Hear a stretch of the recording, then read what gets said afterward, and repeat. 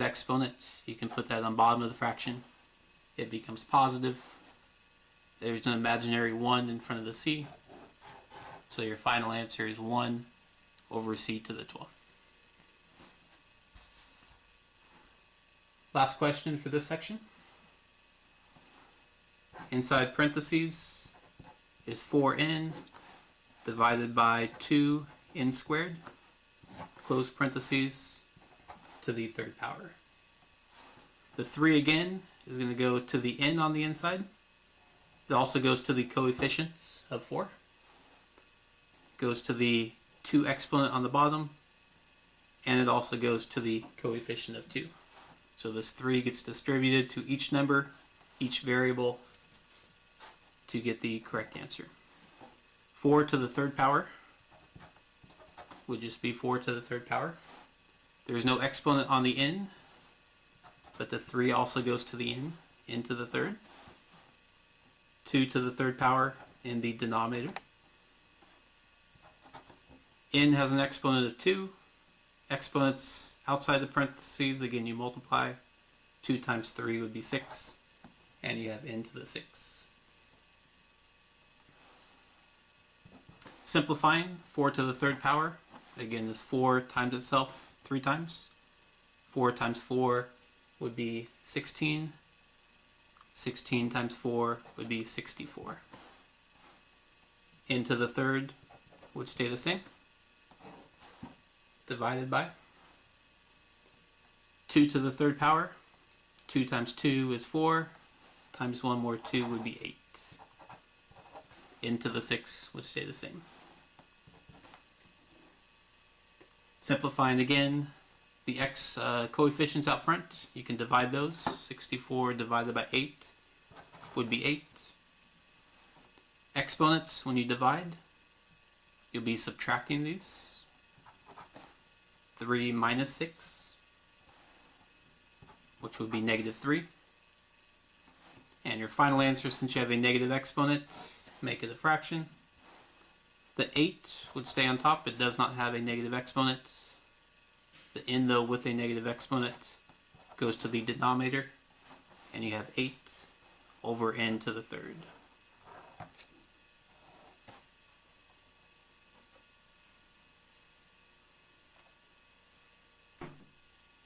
Here are 5 example questions.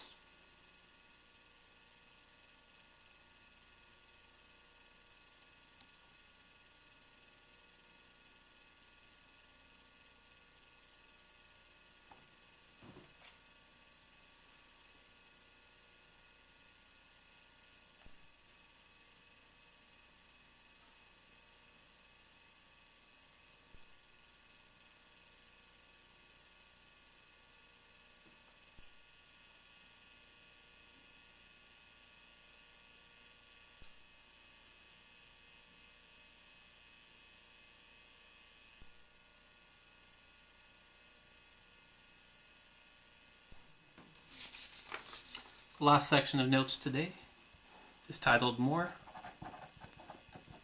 Simplifying exponents.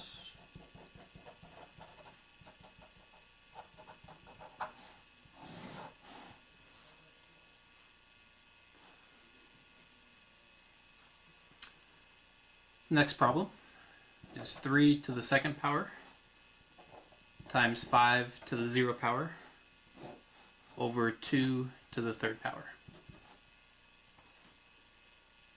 In this question, there's no parentheses, so we don't have to worry about distributing exponents. We just need to simplify each term with an exponent. 3 to the second power is 3 times itself 2 times, which would be 9. 5 to the 0 power is the same thing as any number to the 0 power, which is 1. And the denominator, 2 to the third power, 2 times itself 3 times, is 2 times 2 times 2, which would be 8. The numerator, 9 times 1 is 9, 8 on the denominator, so your final answer is 9 over 8. Second question. Inside parentheses is 2m to the 5th power divided by m to the 2nd power. The exponent outside is -4. Again, this -4 goes to each coefficient and each exponent on the inside of the parentheses. 2 to the -4 power. M stays the same, but the exponents inside parentheses you multiply 5 times the -4, which is -20, divided by exponent of 2 multiplied by -4 would be m to the -8th.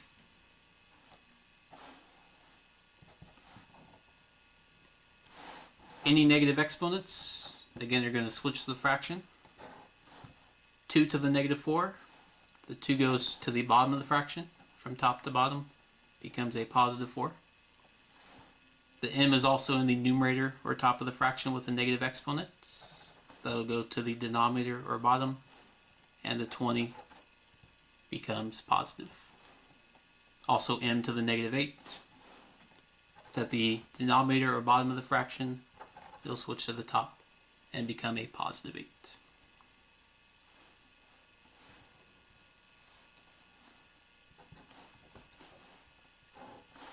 Simplifying, the m's you can combine. These will be subtracting. Anytime you divide exponents, if they have the same variable, exponents you can subtract.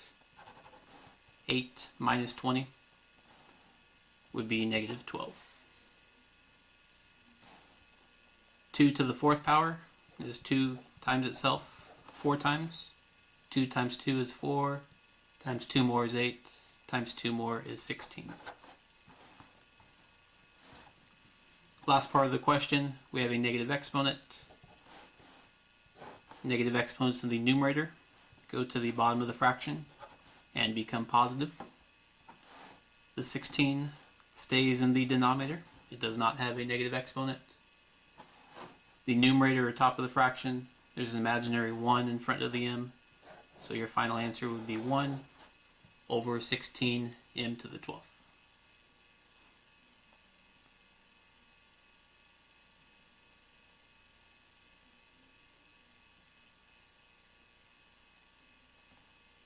Last question for this section.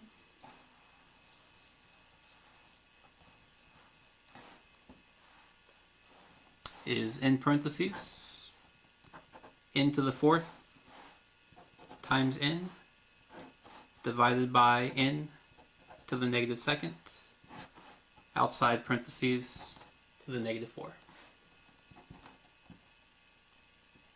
Again, one of the first things you can do is to distribute this -4 to each variable on the inside. N to the 4th to a power of -4, these you would multiply, and that would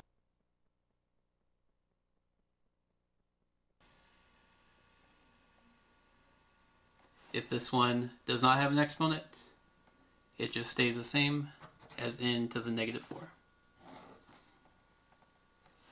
And if you have a -2 in the denominator as an exponent, multiplying, -2 times -4 would be +8.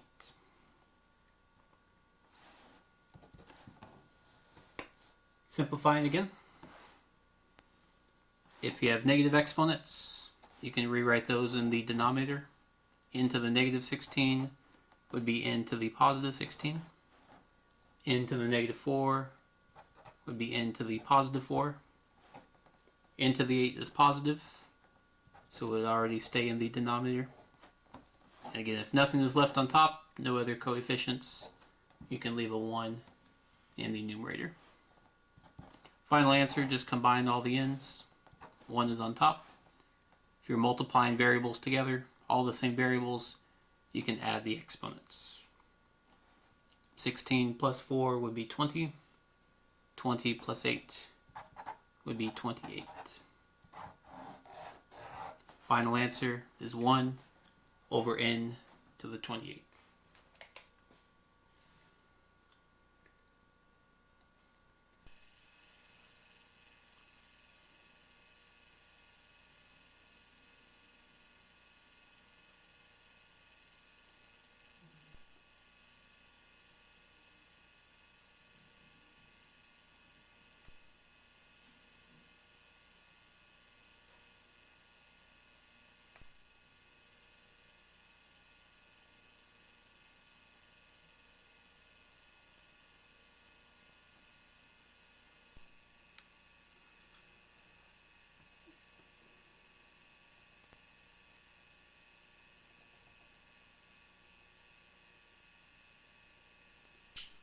The first section of notes today is titled Types of Graphs. A graph is based on the degree of the polynomial and also the leading coefficient. The degree is what the highest exponent is. The leading coefficient is what's in front of that exponent. First two types of graph. First one is even positive. If the degree is even, for example, x squared, x to the fourth, or x to the sixth, that would be an even degree. If the coefficient is positive, the number in front of x squared, x to the fourth, or x to the sixth is positive, you'll have a graph that looks something like this. Both sides will point up, and you'll have some curves in the middle. Second type is even and negative. Even again, even degree, x squared, x to the fourth, or x to the sixth. Any even exponent, that's the highest exponent in the polynomial. Negative means the coefficient, number in front of the exponent, is negative. Your graph will look like this. Both sides point down, and you'll have different types of curves in the middle.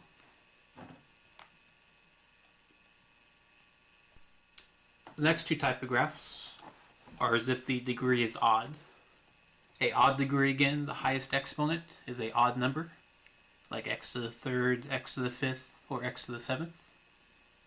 If the degree is odd and the coefficient is also positive, again, the leading coefficient is the number in front of the highest exponent, then your graph looks like this. The left side points towards the bottom, you have some curves in the middle, and the right side points to the top. And the last type of graph that we'll do, odd and negative. Again, the highest exponent is odd, and the number in front of that highest exponent is negative. The graph will point up to the left, have some curves in the middle, and point down to the right.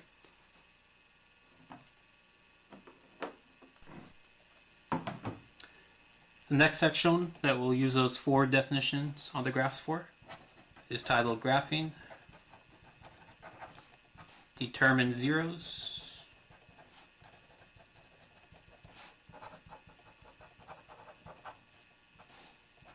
And max/min.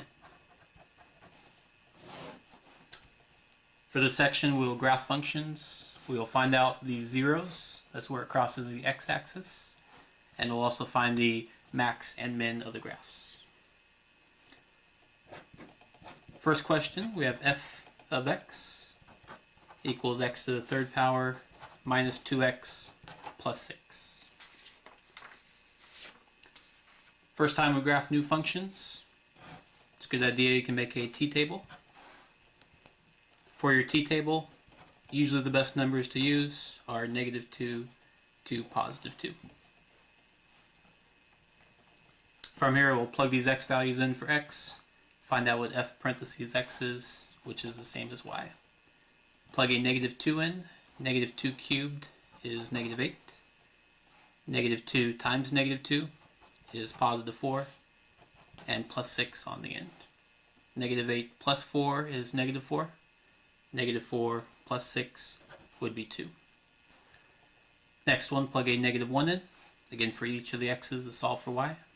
-1 cubed is -1. -1 times -2 is +2, and +6. Plug a 0 in. 0 cubed is 0. 0 times a -2, also 0, and +6 stays the same. The -1 value here, you have -1 plus 2 is 1. 1 plus 6 would be 7. For the 0 value, you have 0 plus 6 would be 6. Plug a 1 in. 1 cubed would be 1. 1 times the -2 is -2, and +6. 1 minus 2 is -1. -1 plus 6 is 5. And the last one, 2. 2 cubed is 8. 2 times the -2 is -4, and +6. 8 minus 4 is 4. 4 plus 6 would be 10. From here, once we have our points, then we can draw our graph. Graph goes up to 10 for the y value, so I'll put 10 hash marks. The x value, we're going out to +1 and +2. And there's no negative y values, but you can put a couple negatives on there. Then you graph the points, -2, 2, -1, 7, 0, 6, 1, 5, and 2, 10. We have 5 points. Connect all 5 points together.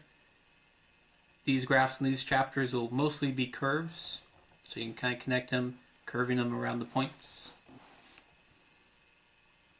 If you think back to our definitions, this graph is x cubed. It is an odd graph. It is also a positive x cubed, so it is odd and positive. If you compare our graph to odd and positive, both graphs look similar. The left side points down, and the right side points up. To solve the questions for these, that was graphing. Now we need to find the zeros and max and min. Zeros again are where it crosses the x-axis. Max and min. If you look at where it crosses the x-axis, it crosses to the left of -2.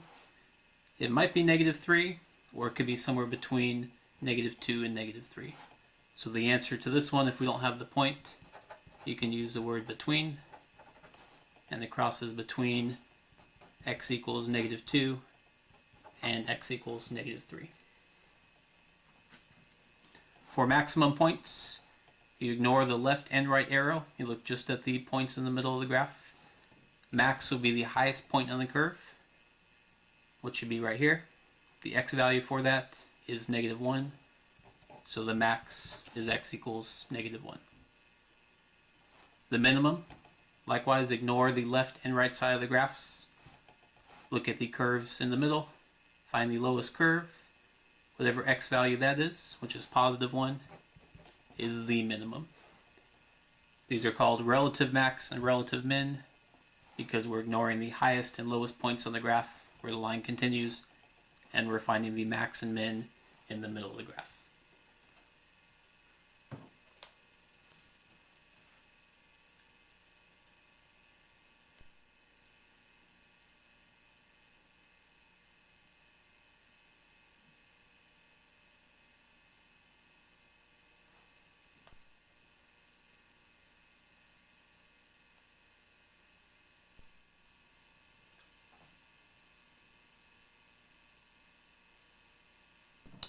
The last section we'll do today is titled More Graphing.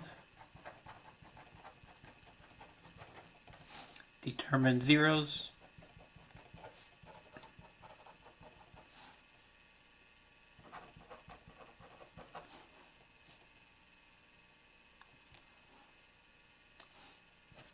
And max/min.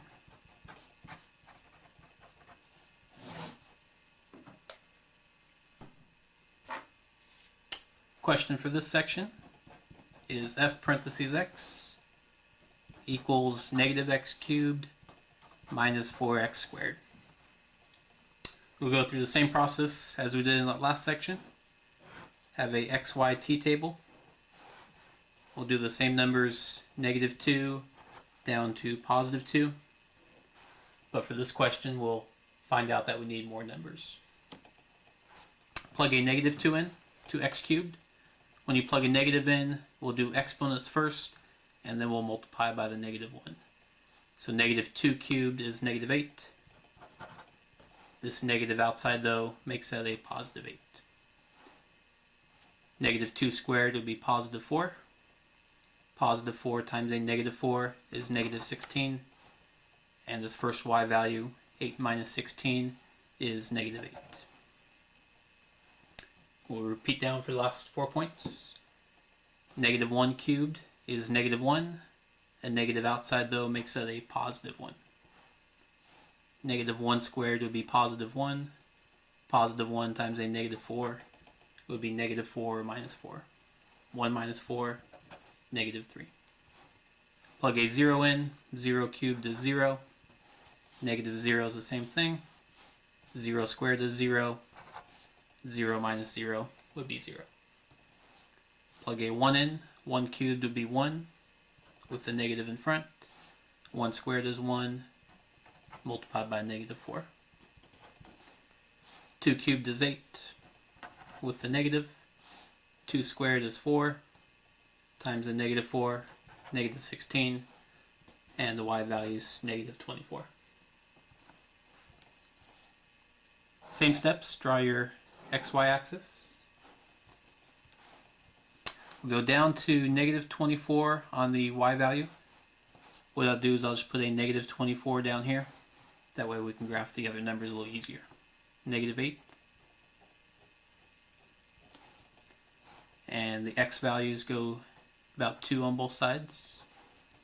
And I'll put a couple positives for the y values. First point, negative 2, 8. Second point, negative 1, 3. Negative 1, negative 3. 0, 0 is in the middle.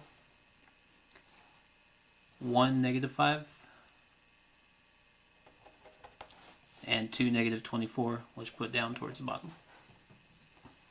Again, connect the points in order, kind of curve through the points. Difference on this graph is if you look back at our original equation, this is a odd graph. It's also negative, odd for the exponent, negative for the coefficient. If you look back at the definition of a odd negative graph, it actually starts at the top, curves down the middle, and goes down to the right. So the graph should look like this. Right now it goes down to the right, which looks good, but the left side on this graph should be pointing up. What you need to do on that one is get some more points on this side to find out where it curves up. For example, we stopped at negative 2, so the next point over here, we can plug negative 3 back into the equation and see if that curves back up. Negative 3 to the third power is negative 27 with an extra negative out here, so that's negative 27, which would be positive 27. Negative 3 squared is positive 9 times the negative 34 times negative 9 times negative 4 is negative 36. So 27 minus 36 is negative 9. This was at negative 8, so negative 9 would actually go down one more spot. But again, we want this graph to match up with the odd negative graph, so this has to curve up to the top. Continue on as many points as needed. Negative 4 to the third power would be negative 64, but there is that negative out front. Coefficient makes it a positive 64. Negative 4 squared is 16. 16 times 4 is 64. Multiplied by negative 4, so that's minus 64. 64 minus 64 is 0. So our last point that we need, negative 4, 0, makes this graph curve to the top. Your graphs again have to match up with the graphs we did at the beginning with either odd or even, positive or negative. Now we can draw the arrow going up so it matches up, and the arrow going down so it matches down. Answer the rest of the question. We still want the zeros, we want the max, and we want the min. Again, these will be the x values of all these points. The zeros again, we're across the x-axis, 2 points. X equals negative 4, and also x equals 0. The maximum, ignore the left and right side of the graph, just look at the curves in the middle. The highest point on the curve is right here. Maximum, x equals 0. The minimum, look at the curves again in the middle. The lowest curve is down here. X equals negative 3.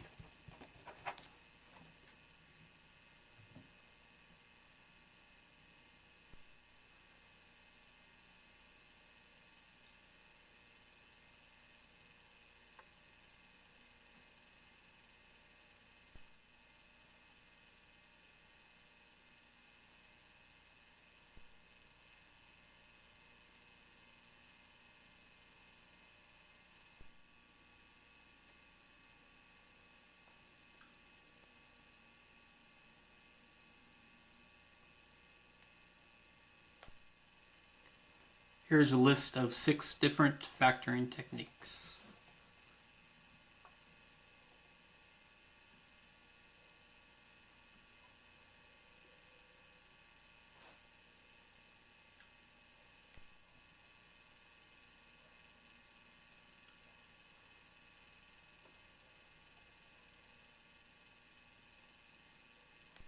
The first factoring technique, GCF, is the greatest common factor. A, B, and C could be any number or any variables. If they both have a term in common, such as A, you can factor the A out and you're left with B plus C. Second factoring technique, difference of squares. A squared minus B squared. Again, A and B could be any number, any variables. If you can take the square root of each of these, you're left with 2 parentheses, one A plus B, the second one A minus B. Third factoring technique, difference of cubes. If you can take the cube root of each term, a number times itself 3 times is each one of these. Then you can separate into 2 parentheses, a binomial and a trinomial. The first parentheses, remove the exponents, and you have A minus B. The second parentheses, you square the first term, which is A squared. The last number is the second number squared, B squared. And the middle term, you put the 2 numbers or variables together, AB. All of these are positive. Sum of cubes, similar but with a plus sign. Again, you can take the cube root of each of these. A number or term times itself 3 times would be the cube root. First parentheses, A plus B. Again, take the exponents off. Second term looks exactly like the difference of squares. Difference of cubes. Only difference is it goes from a positive to a negative in front of the AB.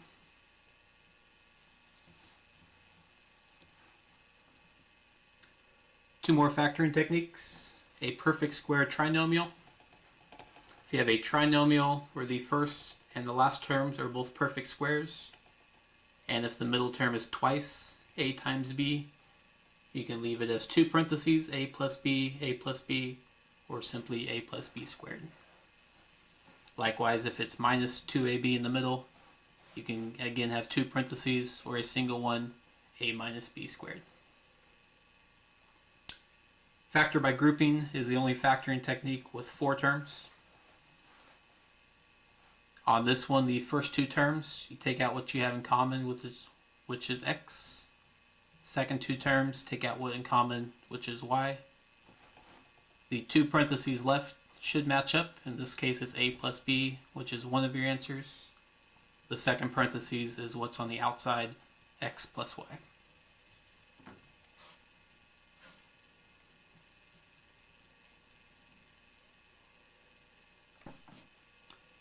First section today is titled Factoring.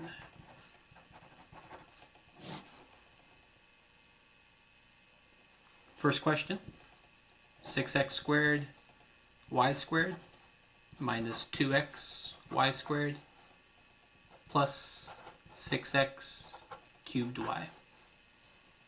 For each of these questions, we'll use one of the previous factoring techniques.